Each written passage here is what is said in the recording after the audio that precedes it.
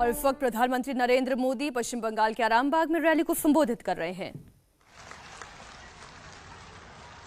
साथियों, अब से कुछ देर पहले मुझे यहां 7,000 करोड़ रुपए से ज्यादा के प्रोजेक्ट का उद्घाटन और शिलान्यास करने का सौभाग्य मिला।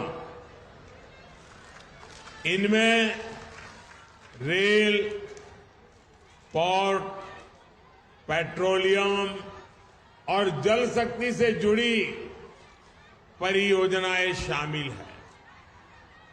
मैं बंगाल के आप सभी लोगों को इन परियोजनाओं के लिए बहुत बहुत बधाई देता हूं। साथियों, पश्चिम बंगाल आजादी के आंदोलन की प्रेरणा स्थली रही है। गुलामी के विरुद्ध प्रखर नेतृत्व देने वाली यहां के हर संतान का सपना था कि भारत विकास की नई ऊंचाई प्राप्त करे। आज मैं जब बंगाल आया हूं तो कह सकता हूं कि आज का भारत उनका ये सपना पूरा कर रहा है। बीते 10 साल में भारत 11वें नंबर की इकोनॉमी से ऊपर उठकर 5वें नंबर की आर्थिक ताकत बना है। G20 में कैसे भारत की जय जयकार हुई, ये हम सबने देखा है। आज भारत स्पेस सेक्टर में अग्रणी बन रहा है। जो काम दुनिया का कोई देश नहीं कर पाया, वो हमारे चंद्रयान ने किया है। आज स्पोर्ट्स के क्षेत्र में भी भारत नए रिकॉर्ड बना रहा है। अब आज स्वतंत्र भारत में देश की समृद्धि और हमारा समृद्ध सांस्कृतिक धरोहर फिर से पूरे गौरव से नई ऊंचाई प्राप्त कर रहा है। और यह हम सभी का सौभाग्य है कि 5 सदियों के इंतजार के बाद, 500 साल के बाद प्रभु श्री राम अपने भव्य मंदिर में विराजे हैं।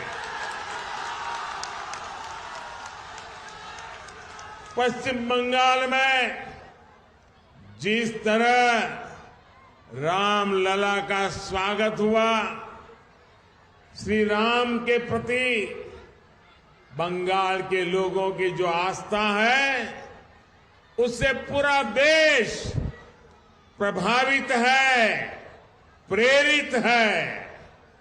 साथियों, देश की इन उपलब्धियों के बीच बंगाल की स्थिति भी आज पूरा देश देख रहा है।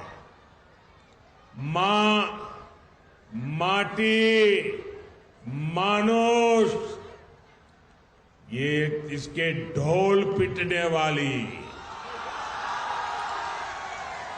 टीएमसी ने संदेश खाली की बहनों के साथ जो किया है, वो देखकर पूरा देश दुखी है, आक्रोशित है। और मैं कह सकता हूं कि राजा राम मोहन राय की आत्मा आज जहां भी होगी, इन लोगों के इन कारनामों के लेकर के अत्यंत दुखी हुई होगी, क्योंकि इन्होंने संदेश खाली में जो किया, राजा राम मोहन राय, उनकी आत्मा आज रोती होगी। टीएमसी के नेता ने संदेश खाली में बहनों बेटियों के साथ दुस्साहस की सारी हदें पार कर दी। जब संदेश खाली की बहनों ने अपनी आवाज बुलंद की, ममता दीदी से मदद मांगी, उन्हें बदले में क्या मिला? मुख्यमंत्री दीदी ने, बंगाल सरकार ने टीएमसी के नेता को बचाने के लिए जो भी कर सकते थे पूरी शक्ति लगा दी। बीजेपी के दबाव में इन सारे नेताओं ने रात दिन लड़ाई लड़ी, माताओं बहनों के सम्मान के लिए लड़ाई लड़ी, लाठियां खाई, मुसीबतें झेली। बीजेपी के दबाव में आखिरकार कल बंगाल पुलिस ने आपकी ताकत के सामने झुक करके उस आरोपी को गिरफ्तार करना पड़ा। टीएमसी के राज में टीएमसी का ये अपराधी नेता करीब करीब 2 महीने तक फरार रहा। कोई तो होगा ना जो उनको बचाता होगा। क्या ऐसी टीएमसी को माफ करेंगे? ऐसी टीएमसी को माफ करेंगे? क्या माताओं बहनों के साथ जो हुआ है उसका बदला लेंगे कि नहीं लेंगे? लेंगे कि नहीं लेंगे? हर चोट का जवाब वोट से देना है।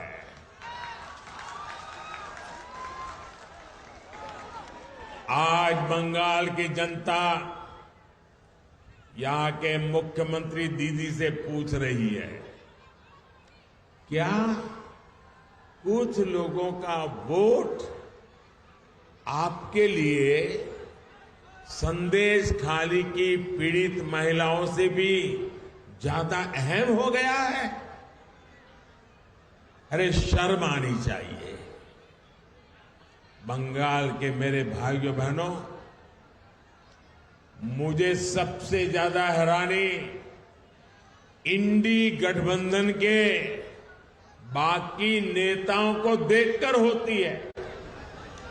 इंडी गठबंधन के बड़े बड़े नेता संदेश खाली पर आंख, कान, मुंह, गांधी जी को जो 3 बंदर थे ना, उन 3 बंदरों की तरह आंख, कान, नाक, मुंह सब ये बंद करके बैठे हैं। पटना, बेंगलुरु, मुंबई, न जाने कहां कहां ये साथ मिलकर बैठकें करते हैं। लेकिन क्या लेफ्ट और कांग्रेस ने यहां की सरकार से, यहां के मुख्यमंत्री से जवाब मांगने की हिम्मत की क्या?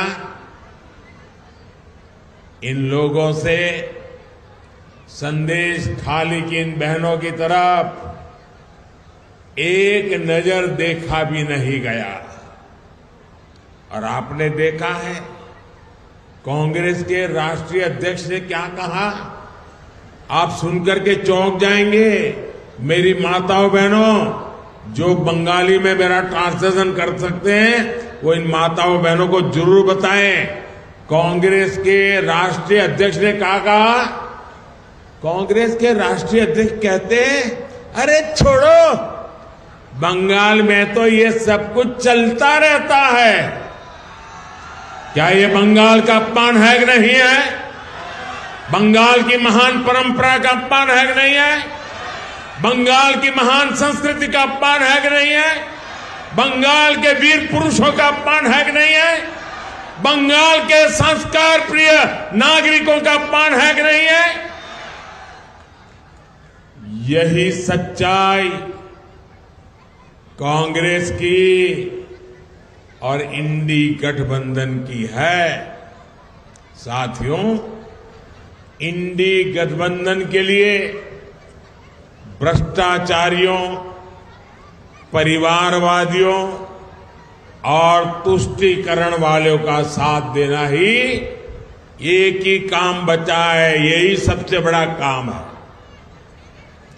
टीएमसी ने बंगाल में अपराध और भ्रष्टाचार का एक नया मॉडल पैदा कर दिया है। राज्य सरकार भ्रष्टाचार को बढ़ावा देती है, अपराध को बढ़ावा देती है। इतना ही नहीं, अपराधियों को संरक्षण के बदले टीएमसी नेताओं को भर भर के पैसे मिलते हैं। टीएमसी ने यहां प्राइमरी टीचर्स की भर्ती में घोटाला किया कि नहीं किया? घोटाला किया कि नहीं किया? टीएमसी ने यहां म्यूनिसिपैलिटी भर्तियों में घोटाला किया कि नहीं किया? घोटाला किया कि नहीं किया? टीएमसी ने यहां सरकारी सामान की खरीद में घोटाला किया कि नहीं किया? घोटाला किया कि नहीं किया? टीएमसी ने यहां गरीब को राशन देने में घोटाला किया कि नहीं किया? किया कि नहीं किया? गरीब और मध्यम वर्ग की जमीन पर कब्जा करना हो, चीट फंड योजनाओं में घोटाला करना हो, बॉर्डर पर जानवरों की स्मगलिंग करनी हो, टीएमसी ने घोटाले और भ्रष्टाचार के लिए कोई क्षेत्र छोड़ा नहीं है। और इसलिए देखो, टीएमसी के मंत्रियों के घर से नोटों के ढेर निकल रहे हैं। नोटों के ढेर आपने तो नोटों के ढेर देखे नहीं देखे? देखे कि नहीं देखे? क्या कभी पहले नोटों का इतने बड़े ढेर देखे थे? कभी सिनेमा में भी देखे थे क्या? क्या कर दिया इन लोगों ने? और ऊपर से यहां की सरकार केंद्रीय जांच एजेंसियों को भी जांच करने से रोकने के लिए हर हथकंडा अपना रही है। यहां के मुख्यमंत्री भ्रष्टाचारियों को बचाने के लिए धरने पर बैठ जाती है। टीएमसी चाहती है कि केंद्र की योजनाओं भी उनको खुली लूट करने का मौका मिले। अब मोदी इनकी मनमानी चलने नहीं दे रहा, इसलिए मोदी को टीएमसी अपना दुश्मन नंबर 1 मानती है। अब आप मुझे बता दीजिए, मैं जरा आपको पूछता हूं, क्या ये टीएमसी की लूट मैं चलने दूं क्या? ये टीएमसी जो करती हूं मैं करने दूं क्या? ये पैसा आपका है कि नहीं है? ये बंगाल के लोगों का पैसा है कि नहीं है? आपकी मेहनत का पैसा है कि नहीं है? क्या औरों को लूटने दूं क्या? अगर मैं लड़ाई लड़ता हूं तो सही करता हूं नहीं करता हूं? ये लुटेरों के पीछे मैं कदम उठाता हूं, अच्छा कर रहा हूं नहीं कर रहा हूं? मैं आज बंगाल को वादा कर रहा हूं, मेरी गारंटी है, ये लूटने वालों को लौटाना पड़ेगा। ये मोदी छोड़ने वाला नहीं है।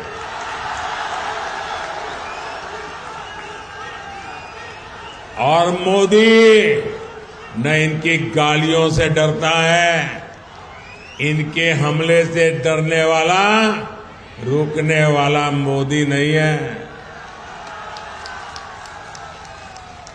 मैंने पश्चिम बंगाल की बहनों, पश्चिम बंगाल के गरीब, पश्चिम बंगाल के युवाओं को गारंटी दी है और मोदी की गारंटी की है, जिसने गरीब को लूटा है उसको लौटाना ही पड़ेगा। साथियों, टीएमसी की सरकार के रवैये के कारण पश्चिम बंगाल का विकास प्रभावित हो रहा है। टीएमसी सरकार की सजा यहां का गरीब और मिडिल क्लास भुगत रहा है।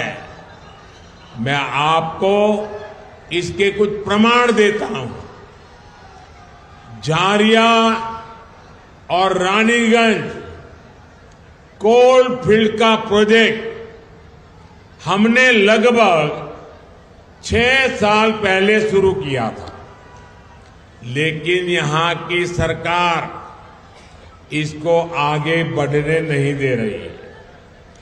18,000 करोड़ रुपए का ये आंकड़ा याद रखिए, 18,000 करोड़ रुपए जगदीशपुर, हल्दिया और बोकारो धामरा पाइपलाइन प्रोजेक्ट भी 4 साल से पेंडिंग पड़ा है। राज्य सरकार का सहयोग न मिलने के कारण तारकेश्वर से विष्णुपुर रेल लाइन का काम भी रुका पड़ा है। हजारों करोड़ रुपए के ऐसे अनेक प्रोजेक्ट्स जिनके लिए केंद्र सरकार ने पैसा सैंक्शन कर दिया, लेकिन काम नहीं हो पा रहा है।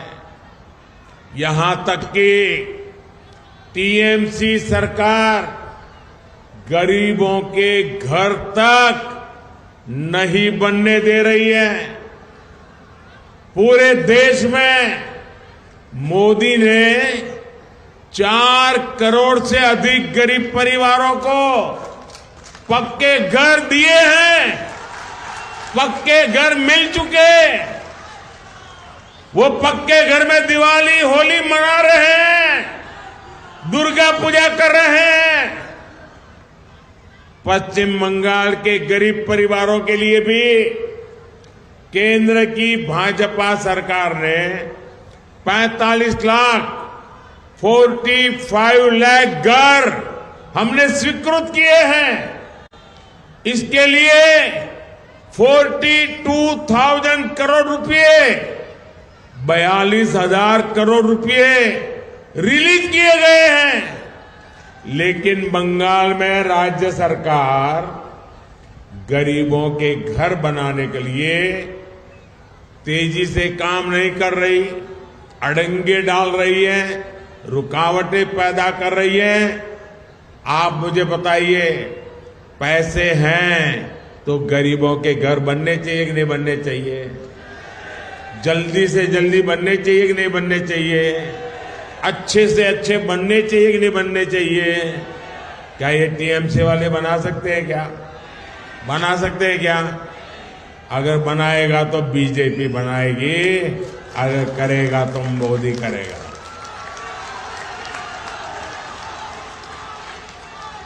मेरी माताएं बहनें इतनी बड़ी तादाद में आई हैं, आपको मैं बताना चाहता हूं। आप जानते हैं केंद्र सरकार हर घर नल से जल पहुंचाने का अभियान चला रही है। हर घर में पाइप से पानी पहुंचाने का काम हो रहा है। 4 साल के भीतर ही पूरे देश में 11 करोड़ से ज्यादा नए परिवारों को पाइपलाइन से, नल से जल की सुविधा मिली है। लेकिन हर घर जल देने के लिए पश्चिम बंगाल सरकार कछुए की रफ्तार से काम कर रही है। बताइए, ऐसे लोगों को माफ किया जा सकता है क्या? माताएं बहनें जो आपके घर पानी नहीं पहुंचने देते हैं, उनका दाना पानी बंद करना चाहिए नहीं करना चाहिए? करोगे क्या? आपके आशीर्वाद रहेंगे। साथियों, उसे माताओं, बहनों, बेटियों की परेशानियों से कोई लेना देना नहीं है। केंद्र सरकार पैसा दे रही है, लेकिन यहां की सरकार उसका उपयोग भी नहीं कर रही है। साथियों, हर उस योजना से जिससे गरीब का भला होता हो, टीएमसी सरकार उसके सामने दीवार बनकर खड़ी हो गई है। मोदी ने हर गरीब परिवार को 5 लाख रुपए तक के मुफ्त इलाज की गारंटी दी है। आयुष्मान कार्ड से देश भर में करोड़ों गरीब परिवारों का मुफ्त में इलाज हुआ है। इससे इन परिवारों को लगभग 1 लाख करोड़ रुपए की बचत हुई है। लेकिन गरीब, एससी, एसटी, इनकी विरोधी टीएमसी यहां के 1.25 करोड़ परिवारों को इसका लाभ नहीं देने देती। आप मुझे बताइए, गरीब को मुफ्त इलाज मिलना चाहिए कि नहीं मिलना चाहिए? अगर बीमारी में सरकार उसके पैसे दे तो उसको सारवार का लाभ मिलना चाहिए कि नहीं मिलना चाहिए? अब देखिए, ये गरीब विरोधी टीएमसी वो भी नहीं करने देती।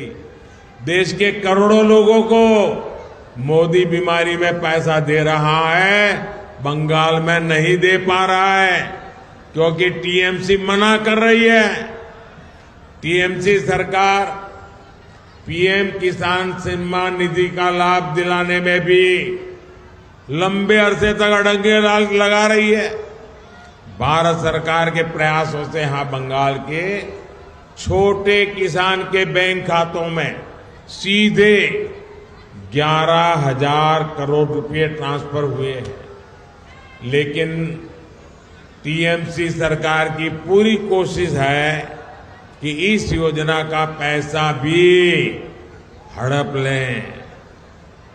साथियों, टीएमसी सरकार गरीब, किसान, नौजवान और महिला के सशक्तिकरण में बहुत बड़ी रुकावट है।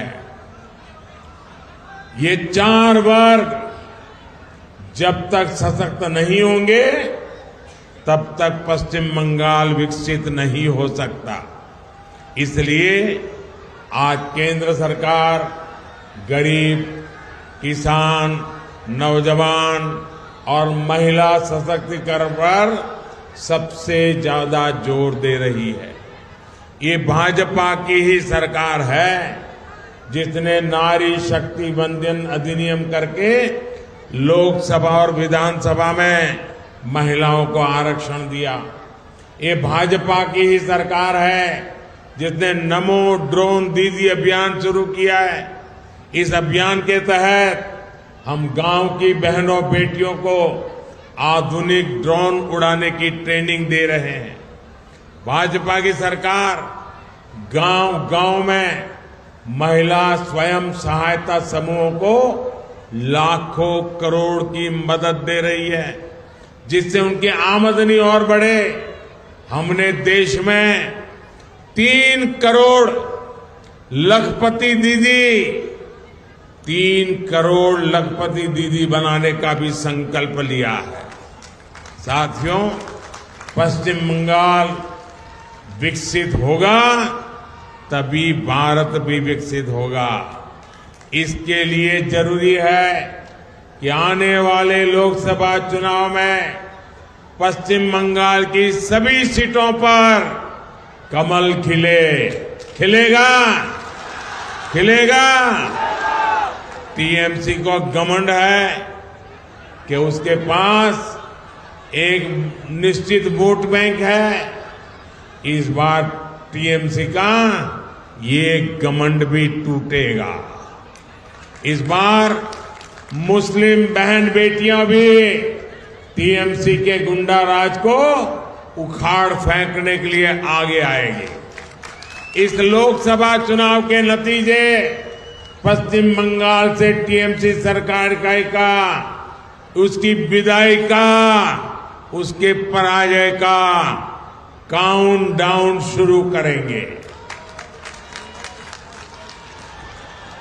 आज सब दूर की आवाज आ रही है। मैं अभी देख रहा था शुभेंदु जी को और हमारे अध्यक्ष जी बता रहे थे, ऐ बार, ऐ बार, ऐ बार, ऐ बार, ऐ बार। मैं आपका फिर आभार व्यक्त करूंगा कि आप हमें इतनी बड़ी संख्या में आशीर्वाद देने आए। आप अपने अपने गांव जाएंगे तो वहां सबको कहना कि मोदी जी ने प्रणाम कहा है। कहेंगे, दोनों हाथ ऊपर कर मेरे साथ बोलिए, भारत माता की, भारत माता की, भारत माता की, वंदे वंदे वंदे वंदे वंदे वंदे वंदे वंदे वंदे वंदे। बहुत बहुत धन्यवाद। तो अभी आप पश्चिम बंगाल के आरामबाग में प्रधानमंत्री नरेंद्र मोदी को सुन रहे थे। जैसा कि उम्मीद जताई जा रही थी, मोदी सबसे ज्यादा संदेश खाली पर बोले। मोदी ने कहा कि संदेश खाली में जो हुआ वो शर्मनाक है। मां, माटी और मानुष की बात करने वाली ममता बनर्जी को इस पर शर्म आनी चाहिए। मोदी ने यह भी कहा कि संदेश खाली की घटना के तृणमूल कांग्रेस से जुड़े लोग जिम्मेदार हैं और ममता सरकार ने संदेश खाली के गुनहगारों को बचाने के लिए हर मुमकिन कोशिश की। प्रधानमंत्री ने संदेश खाली की घटना को लेकर इंडी अलायंस में शामिल कांग्रेस और लेफ्ट पार्टियों पर भी निशाना साधा। मोदी ने कहा कि संदेश खाली पर कांग्रेस और वामपंथी दलों की चुप्पी शर्मनाक है। मोदी ने कांग्रेस अध्यक्ष मल्लिकार्जुन खड़गे पर भी निशाना साधा। मोदी ने कहा कि मल्लिकार्जुन खड़गे से जब संदेश खाली की घटना के बारे में पूछा गया तो उन्होंने कहा कि बंगाल में तो सब चलता रहता है। कुल मिलाकर प्रधानमंत्री नरेंद्र मोदी ने यहां ममता दीदी को सीधे तौर पर कटघरे में खड़ा करने की कोशिश की है। बताया कि किस तरीके से जनता के दबाव के चलते प्रधानमंत्री नरेंद्र मोदी के बंगाल दौरे से एक दिन पहले संदेश खाली में आरोपी को पकड़ लिया गया है, लेकिन जिस तरीके से राजनीतिक चुप्पी साधी रखी गई उस पर प्रधानमंत्री नरेंद्र मोदी ने सवाल उठाए।